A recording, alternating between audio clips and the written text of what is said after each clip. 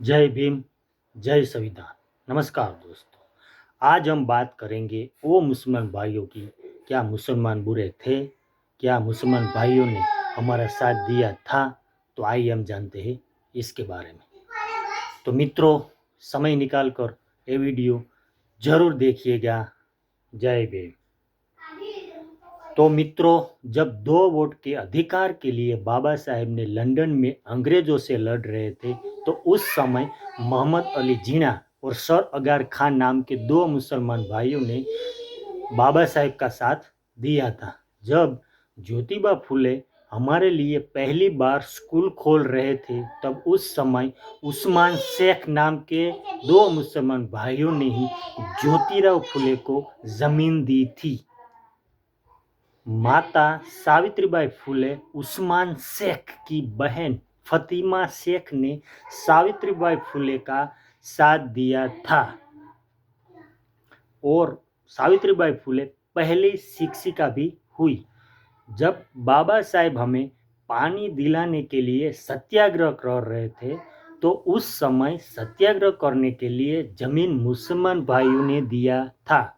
बाबा साहेब को संविधान लिखने के लिए संविधान सभा में नहीं जाने दिया जा रहा था, तब बंगाल के 48% मुसलमान भाइयों ने ही बाबा साहेब को चुनकर संविधान में भेजा था। खुद हमारे अपने कुछ लोगों ने वोट नहीं देकर गद्दारी की थी बाबा साहेब से।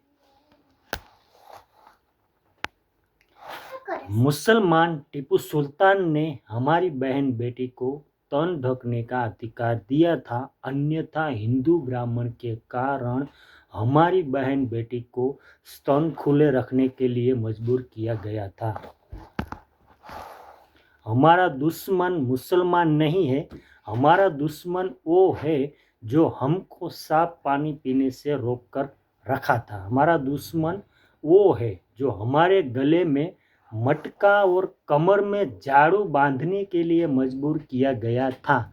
तो हमारा दुश्मन वो है जो हमको हजारों सालों से शिक्षा से दूर रखा गया। हमारा दुश्मन वो है जो हम 85% भाइयों को 6743 जातियों में बांट दिया।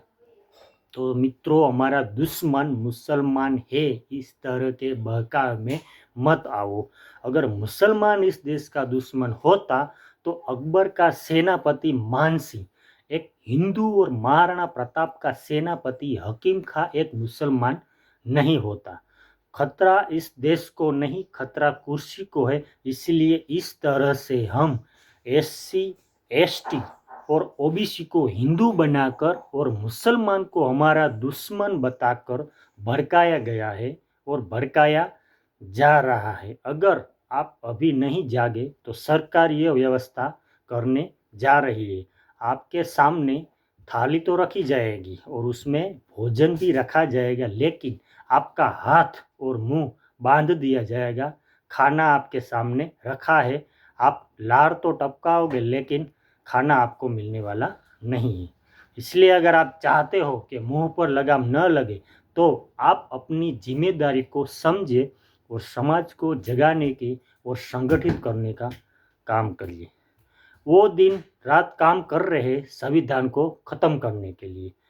क्या आप इतना बिजी हो गए कि आपके पास समय नहीं है? तो कम से कम 1 या 2 घंटे का समय दीजिए, उनके बीच में जाइए। यह मत सोचिए कि हमें कोई 100 या 200 देगा या 100-200 का तेल भरवाएगा तब हम चलेंगे, क्योंकि बाबा साहेब ने किसी से यह नहीं कहा था कि मेरे बीबी बच्चे भूखे मर रहे हैं तो उसके लिए मुझे पैसे दो।